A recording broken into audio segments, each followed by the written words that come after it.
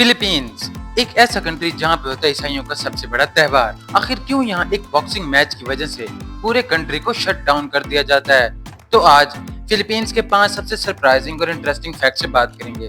Fact number 1, the पैना फेरेंशिया festival. सितंबर के तीसरे हफ्ते में एक फेस्टिवल मनाया जाता है फिलीपींस में, जिसको कहते हैं पैना फेरेंशिया फेस्टिवल।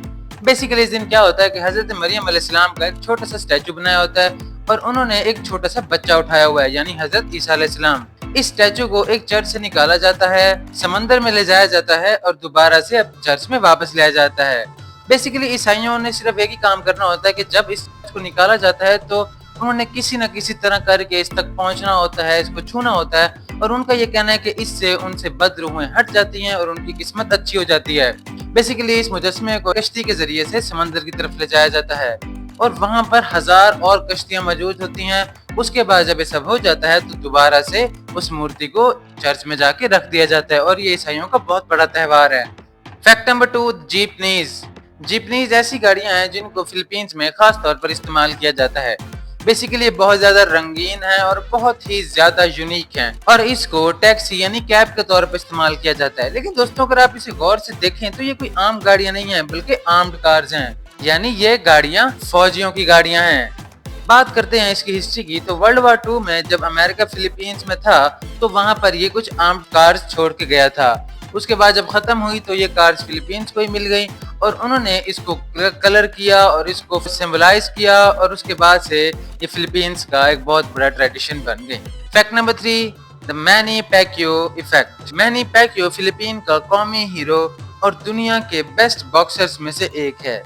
दोस्तों आपने बात सुनना है कि कहा यह जाता है कि जब मैनी पैक्वियो का कोई बॉक्सिंग मैच होता है तो उस दिन क्राइम रेट 0 हो जाता है, यानी जो डकैत होते हैं या जो चोर होते हैं वो भी घर बैठ के इसका शो देखते हैं। इसके अलावा सड़कें बिल्कुल खाली हो जाती हैं। बॉर्डर्स पर अगर कहीं लड़ाई हो रही हो तो दोनों तरफ की जो टीम्स हैं वो भी लड़ाई छोड़ के इसका मैच देखती हैं और इसके मैच को पूरे मुल्क में बहुत ज्यादा सराहा जाता है। इसी वजह से इसको सिर्फ एक बॉक्सर नहीं बल्कि नेशनल हीरो भी समझा जाता है।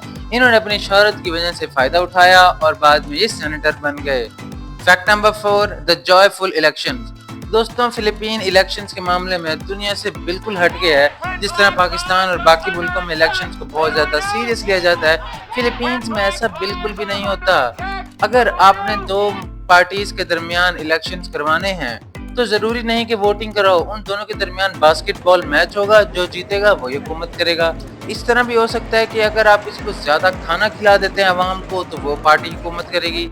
यानी यहाँ पे बिल्कुल भी स्ट्रेस नहीं लिया जाता, जॉयफुल वे में इलेक्शंस होते हैं। सबसे मेन काम होता है कि अवाम को मजा आना चाहिए। इसलिए फिलीपीन की हिस्ट्री में देखें तो जितने भी प्राइम मिनिस्टर, प्रेसिडेंट्स वगैरह या मिनिस्टर्स रहे हैं वो सब के सब या तो एक्टर्स थे, कॉमेडियंस थे या फिर सोशल मीडिया से बिलोंग करते थे।